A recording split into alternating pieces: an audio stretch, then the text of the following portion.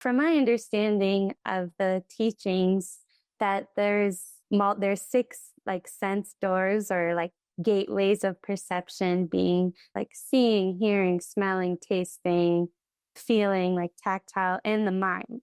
So like that the mind is just another way of experiencing or perceiving reality.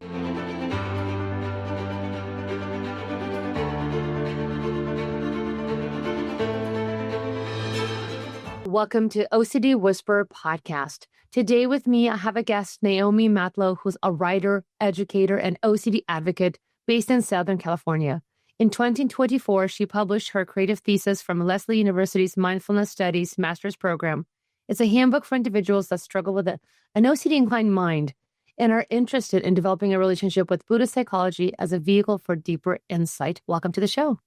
Thank you so much for having me. Yeah, Naomi, thank you. So I know that you and I connected because you actually wrote, A Thought is Just a Thought, a Buddhist Guide to OCD.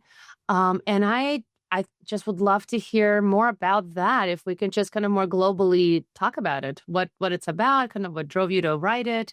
Yeah, absolutely. So in 2023, I completed my master's in mindfulness studies, which is a 2-year master's program based in the original teachings of the Buddha 2,600 years ago, and the origins of mindfulness and meditation practice. And I came to that course with an interest in meditation primarily, and also a desire to understand where this all came from. And I studied philosophy in my undergrad and found that I didn't experience a lot of Eastern philosophy. It was a lot of Western European continental philosophy. So that was also something that intrigued me. And as someone who was diagnosed with OCD at this point, now 20 years ago when I was 15 years old, I'm always looking. I wouldn't at this point in my life fall under the diagnostic criteria, but as you know, and I'm sure a lot of your listeners know, like it's a part of your life, like just the way that our minds tend to operate, just really deep grooves and habit and conditioning that kind of requires a lot of maintenance and inquiry into ourselves. So I found that Buddhist psychology, as I was going through my master's coursework, we talked a lot about what Buddhism says about the creation of thought, and how when you're meditating, it's not so much clearing your mind of thoughts, but kind of focusing on the space between thoughts as opposed to the content of the thoughts. And that just spoke so clearly about my years of experience with CBT and ERP and learning more about ACT, acceptance commitment therapy. The idea that it's the thoughts themselves that don't cause suffering, but our reactions to them. And that was just so much what I need to remind myself daily in my own maintenance of the way my OCD inclined mind works, but how that's also helpful to anybody, because we all struggle with intrusive thoughts and just unhelpful information that goes through our mind that isn't serving us. So that is like as you're talking, I kind of like want to jump in because I really like one of the things I know that people struggle with, and I hope I didn't cut you off, and I apologize. No. But like when I hear that, right, and I know because I have people sending me DMs, through emails, clients I see, earlier on myself certainly, but we talk about Buddhist approach, but also you're talking about acceptance commitment therapy and this whole notion of accepting that we have thoughts, right? And it's really our response to them and the nature of thought.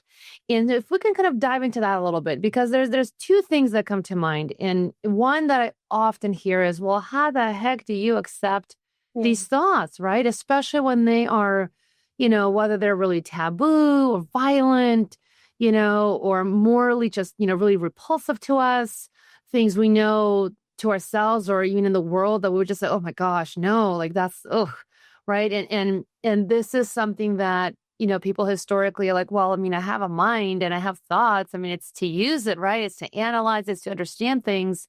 And now we're saying, well, if you have OCD, it's maybe not exactly that process.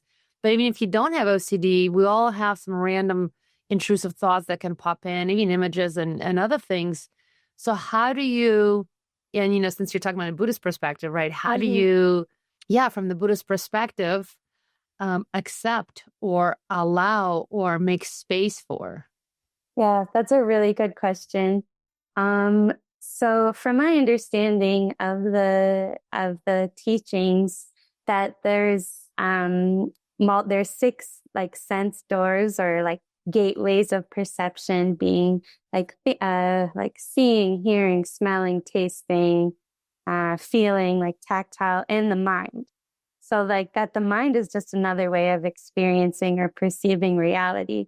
So let's say like, for example, we like smell things or hear things that aren't true all the time. Like it can be like, oh, why is there an ambulance coming? And like, oh no, it's just a garbage truck or something. Like and that would be no different than a thought, that it could be random, or just our perception of it is not um, is not indicative of our values or our what we care about or who we are. Like it's just another way that we're trying to make sense of reality, or it's just a matter of just being in a human body and in a nervous system, like with a nervous system and with doors of perception. So that would be a way, perhaps, hopefully, a little bit of like a gateway or another way of, instead of asking how can we accept kind of oh, I just had a thought, like I want to kill my dog or something like that. That is a thought possibly no different than I smell something bad in my refrigerator and I don't like it.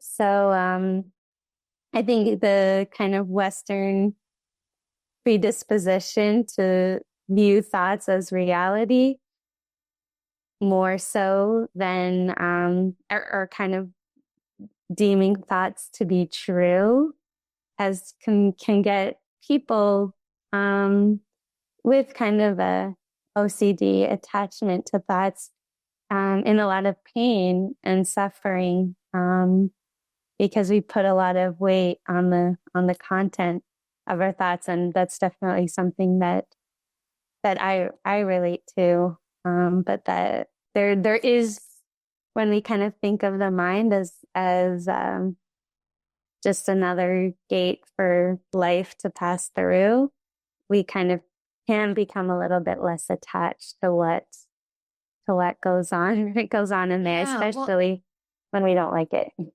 Yeah, and like when you're talking, I guess part of what stands out is, we're talking about it from a Buddhist lens, right? Mm-hmm. Because, of course, people have so many different ways through which they experience and can view things, whether it's religiosity, spirituality, or none of it, or just realists, absurdists, whatever it is, right?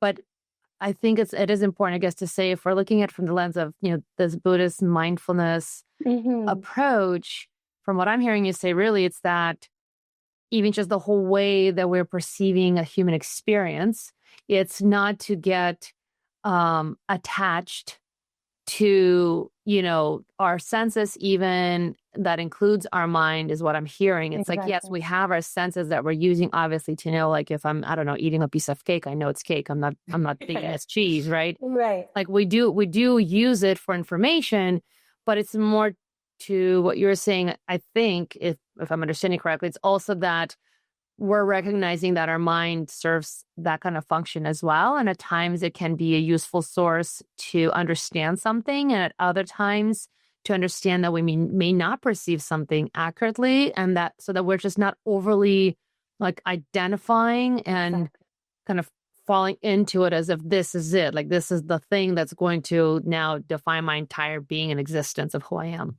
100%. And you just touched on like exactly one of the core teachings of the Buddhist path is that like clinging and wanting things to either stay the same or being repulsed by things that are happening and wanting it to go away. Like that's the root of suffering, not accepting what is. And often what is so painful and upsetting, but that is reality. And having like the root of suffering comes from our desire for things to be different than they are. That doesn't mean like let's not work hard to make things better or seek support or improve.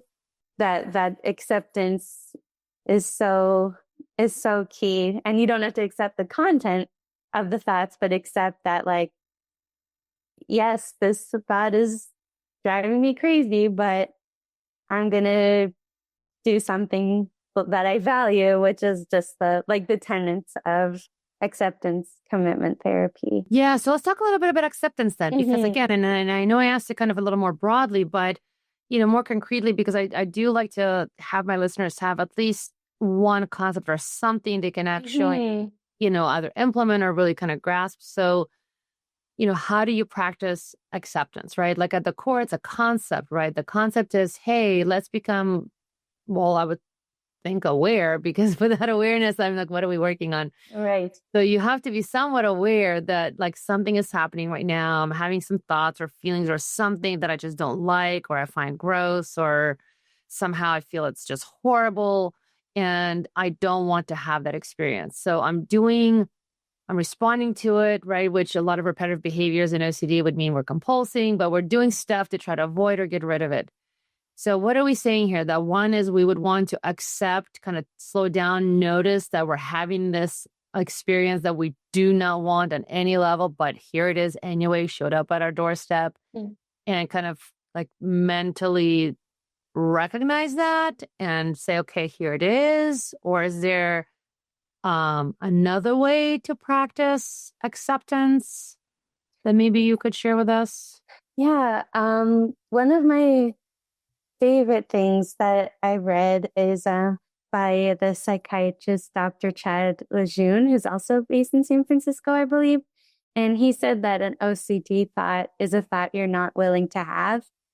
And to me, that is kind of the most realistic way that I see as acceptance, just the willingness to have it. And so for exactly what you said, needing to be aware, like, okay, I'm having this sensory experience, whether it's in my mind, and then it's in my heartbeat, and my palms are sweaty.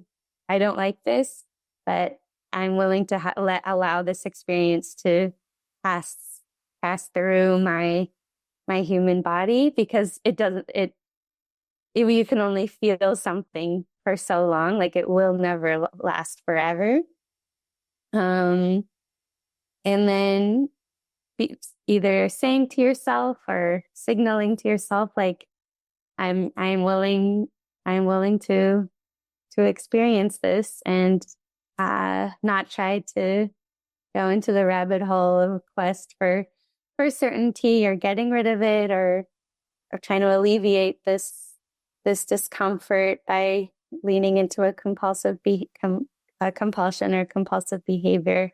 Yeah, kind of letting it ride, as long as it's not dangerous, of course. But if it's something that you believe. Well, hold on a second there. Yeah. You know what you just said, right? Yeah.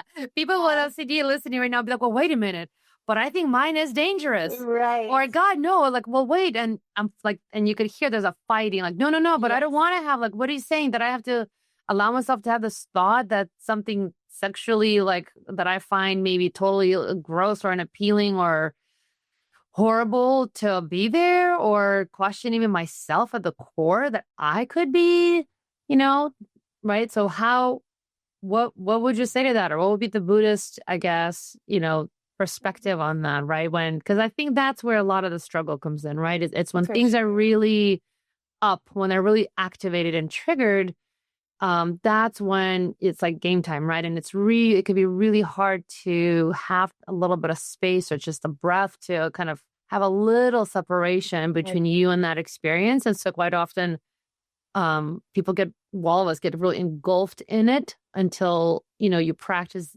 and I think grow these skills enough that you yes. get better. But let's talk about if you're at that place where you're not No. quite there yet, right? And so you are getting engulfed and all this stuff is happening and you're not able to, like, you understand the concept, but you don't know how do I put this into practice, like when it's right in that moment and it's all happening. Yeah, I totally like empathize with that experience. And I think I would remind myself of like the ego dystonic nature of OCD, and then from a Buddhist perspective, that the mind isn't the self, or like that these are just things that are happening to me, but it's not me. Like I'm the witness as opposed to the experience. Like my sense of being is the watcher, like as they say, like you're the sky and not the clouds. Like this, you're like the canvas for this really uncomfortable thought and visceral experience happening, but you're not that reprehensible thought or urge. Yeah, and kind of feel into, if you can, leaning on the other like sense faculties, like this is what I'm thinking, but like what else is happening? What am I tasting? What am I smelling? What am I feeling? Like I'm just the the witness as opposed to the event, which I think is helpful from my experience with ego dystonic thoughts, where you're like, oh, I often OCD thoughts are so challenging because they're exactly the opposite of how we see ourselves or imagine ourselves to be. So I remember a therapist once said, like, if if you were that murderer or that evil person, then it wouldn't bother you so much that you were having that this thought was coming through your mind. So And could I yeah. ask you, do you have any, because your book is, a Buddhist guide to OCD. Mhm. So can you tell us a little bit about like what's something that would be included in there, or something that people can see that could help them through this process? Yeah, something that I think is helpful is kind of a rundown of the Four Noble Truths, which is the four tenets, or is thought to be the first teaching that the Buddha taught his followers. And it's about the nature of suffering, kind of I alluded to a little bit. The first noble truth being suffering exists, and there's like an inherent unsatisfactoriness to the human experience because good things don't last and bad things happen. It's just kind of an acceptance of that reality of just existing on this earth. There will be suffering, and but it gets a little bit more hopeful. That the second noble truth is the origination of suffering. So, and I talked about this a little bit, but being that desire and the disequilibrium between like what we want to happen and what actually happens, and our disappointment in that, it prolongs suffering. And the third noble truth is that when we kind of eliminate desire, which sounds like a very lofty goal, but that is thousands of years worth of teachings and lifetimes potentially, depending on what you believe, that that suffering can cease, or self-imposed suffering can cease once we eliminate desire. So when we end resistance to having unpleasant experiences and stop clinging to positive experiences and not accepting that they will change. And the fourth one is the Noble Eightfold Path, which I talk a little bit about in the book from an OCD framework, which is how the Buddha outlined to his disciples, like, this is how these are 8 steps or 8 concepts or teachings, some of them being like wise livelihood, wise action, to outline a life where you can walk the path towards the end of personal suffering. So in the book, I talk about these 4 noble truths based on my experience with OCD, and how these teachings have kind of reframed how I understand my OCD experience. Because for me, when I have an OCD thought, like the idea of clinging and grasping and then wanting to put a magnifying glass up to it and being like, is this true? Is this me? Is this real? Like, what do I have to do about it? Like, then I immediately start suffering and kind of lose my bearings and forget who I am and what I believe I stand for. So, that's just one thing in the handbook. And then it has some questions for deeper inquiry and a lot of quotes by Buddhist philosophers and psychiatrists that have way more experience than I do, but kind of things that I found in my studies that I felt really spoke directly to rumination and obsessive thinking. I love that. Thank you so much. I think that's that's great, right? Because you have to have some sort of a framework to understand kind of what you're facing or dealing with. And I love that. I think that's true for, even if you're not a Buddhist, I think it's just true in life, period, because we're all going to face situations. And I mean, if you're in front of something, there it is, right? So we can complain and say, I don't want it or whatever else. But if it's in front of us, it's in front of us. So it's more like, okay, what do I do with this, right?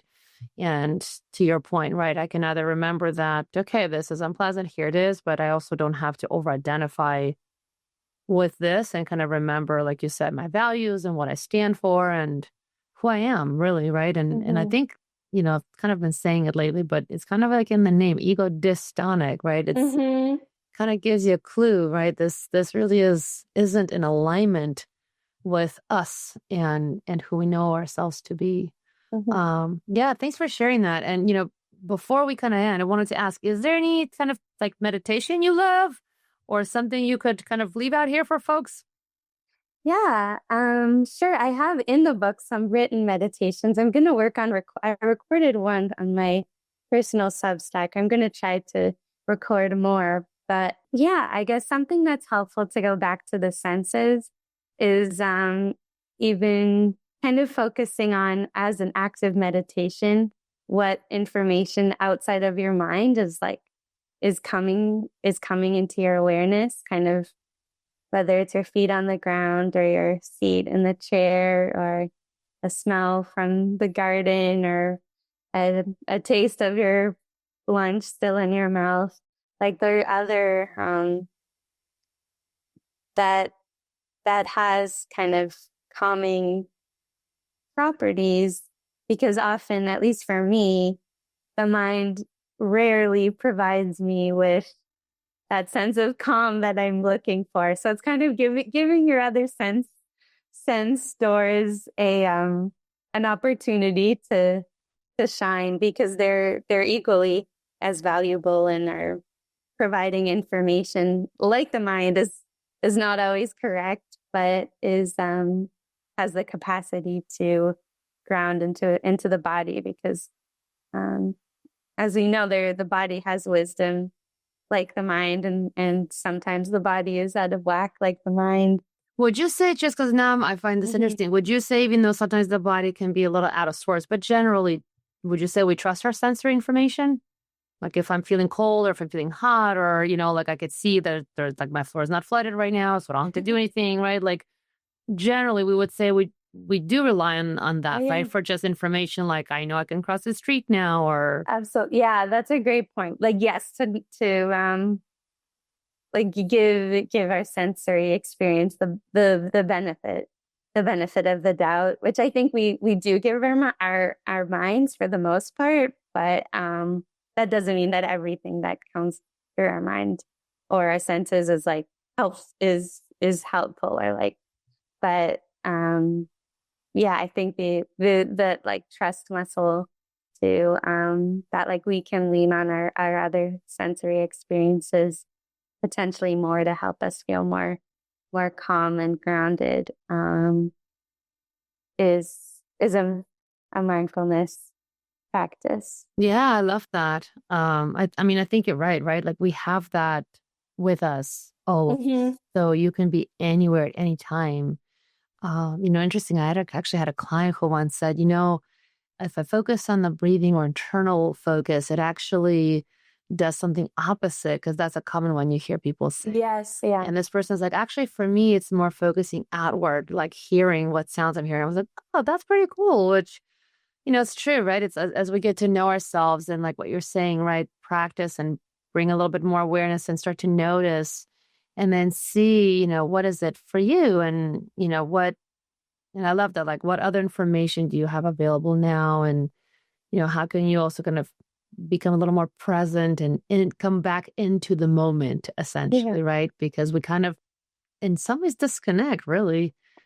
Yes. And I had a meditation teacher who said, like, we focus on the body because the body is always in the present moment, where the mind is often in the past or in the future. That's very well said. Yeah, exactly. So yeah, I think that would be something I would love, would find meaningful if your listeners took away too. Like when in experiencing an OCD intrusion, being like, am I in my body right now? Like, oh yeah, I have a body. Like, right? What are things happening here? I love that. Well, listen, thank you so much for coming on the show and talking about this. I mean, there's, I think, so much more in here than we can cover for today, but I do want folks who are listening to know, if they'd like to find you, follow you, get the book, where can they do that? Yeah, my website, naomimatlow.com, naomimatlow.com. Yes, I have like PDFs available on my website for $5, and on Amazon you could get a hard copy. But also like feel free to send me an email on my website. I love talking about this stuff, and anyone that's intrigued or interested, I would be honored to help if you think I would be helpful. That's awesome. Thank you so much for coming on the show. Thank you. Thank you, Christina.